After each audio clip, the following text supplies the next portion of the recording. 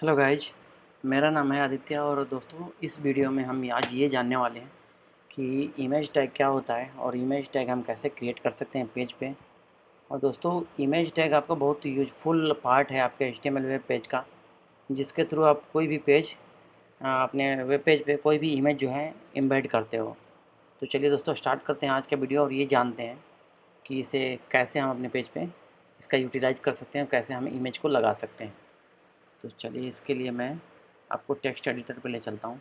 ठीक है दोस्तों, ये कुछ पॉइंट्स हैं जो मैंने इमेज से रिलेटेड लिख रखे हैं, जिनके बारे में मैं एक एक करके आपसे डिस्कस करूँगा। ठीक है, तो अभी जान लेते हैं हम कि how to create image tag. तो दोस्तों इमेज के लिए आपको क्या करना है कि सिंपली इमेज नाम से ही आपका जितने भी HTML एलिमेंट है वो मोस्टली सिमांटिक ही हैं, अपने नाम को डिफाइन करते हैं। तो आपको लेस देन का साइन देना है, उसके बाद लिखना है इमेज और आपका एक ग्रेटर देन का साइन। दोस्तों ये भी आपका एक एम्प्टी टैग है, एक तरह से इसका भी एंडिंग टैग नहीं होता है। आप बस लेस देन और ग्रेटर देन के बीच में इमेज लिखिए और ये बिल्कुल आपका वैलिड है। अब दोस्तों इसके साथ आपके दो एट्रीब्यूट आते हैं, वो बिल्कुल नेसेसरी होते हैं, वो आपको पुट करने ही चाहिए।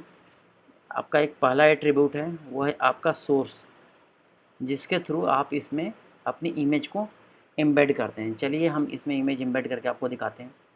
इसके लिए आपको क्या करना है कि सिंपली जानी है अपने फ़ोल्डर में, जिस फ़ोल्डर में अपनी इमेज रखी है। मान लीजिए मैंने यहाँ पे देखिए इमेज फ़ोल्डर के अंदर रख रखा है, तो मैं इमेज सेलेक्ट कर लेता हूँ और इसके अंदर आपका इंट्रोडक्शन करके मेरा इमेज का नाम है, तो ये मैं इमेज का नाम उसके बाद सेलेक्ट कर लेता हूँ। ठीक है ये। और दोस्तों आप जैसे मैंने इमेज रखी है इस इमेज फ़ोल्डर के अंदर में, और ये आपकी डायरेक्टरी HTML डायरेक्टरी के अंदर में है, तो यहाँ पे आपको लगानी होगी डॉट स्लैश। ठीक है, इससे आपको ये पूरा एब्सोल्यूट आपका पाथ मिल जाएगा। अब हम इसे चलते हैं पेज पे रन करके देखते हैं। मैं इसे खोलता हूँ, कहाँ पे सेव कर रखा है मैंने। ठीक है, ये मैंने पेज को सेव करा के रखा है और अब मैं इसे रन करता हूँ। ये देखिए दोस्तों आपका इमेज टैग, हालांकि इमेज मेरी काफ़ी बड़ी है इसलिए ये पूरा इसने स्क्रॉल बार भी ला दिया है मेरे पेज पे। काफ़ी बड़ी इमेज मैंने इंसर्ट की हुई है। ये ठीक वही इमेज है जो मैं आपको अभी दिखा रहा था, ये इमेज आपकी काफ़ी बड़ी इमेज है ये। तो अब दोस्तों हमें क्या करनी है कि मैंने आपको बताया था कि इसके साथ दो आपके जो एट्रीब्यूट हो नेसेसरी हैं। पहली तो हो गई आपकी ये सोर्स, जिसमें आप इमेज इम्बेड करते हो, दूसरी होती है आपकी एल्ट एट्रीब्यूट। अब ये एल्ट इसलिए हम यूज करते हैं कि कभी बाय द वे अगर आपका ये पाथ गलत हो गया या फिर आपको इमेज नहीं मिली, तो इस एल्ट एट्रीब्यूट के अंदर जो भी आपने टेक्स्ट लिखे हैं वो आपको पेज पे दिखाई देगा।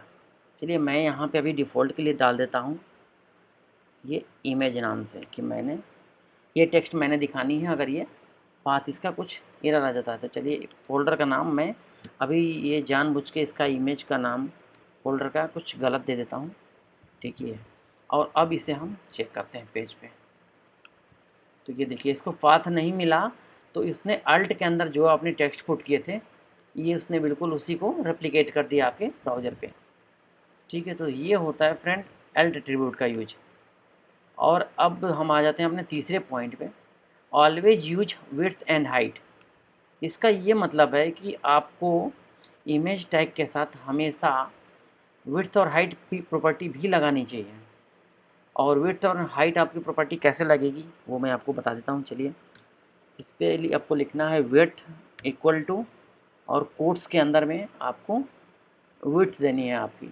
मान लीजिए मैं यहाँ पे 200 पिक्सल की इसकी विड्थ दे देता हूँ। ठीक है, ठीक ऐसे ही आपको हाइट पुट करनी है, और हाइट मैं दे देता हूँ।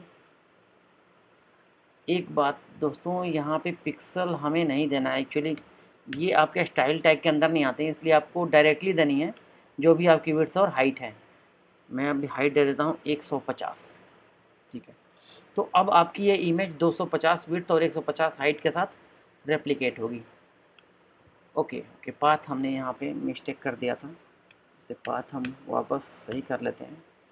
ये देखिए अब हम पेज को रिफ्रेश करते हैं और ये आपकी 200 और 150 के विड्थ और हाइट में आपकी ये इमेज दिख रही है अब आपको। तो ये होता है दोस्तों आपका इमेज टैग, आपकी ऐसे क्रिएट होती है पूरी, और ये आपका इमेज का पूरा पार्ट होता है। अब हम बात कर लेते हैं कुछ टिप्स और ट्रिक्स की। इसके लिए मैं क्या करूँगा कि मैं आपको दिखाता हूँ, 2 इस पे पैराग्राफ टैग मैं ले लेता हूँ, एक पहले और एक बाद में, ठीक है।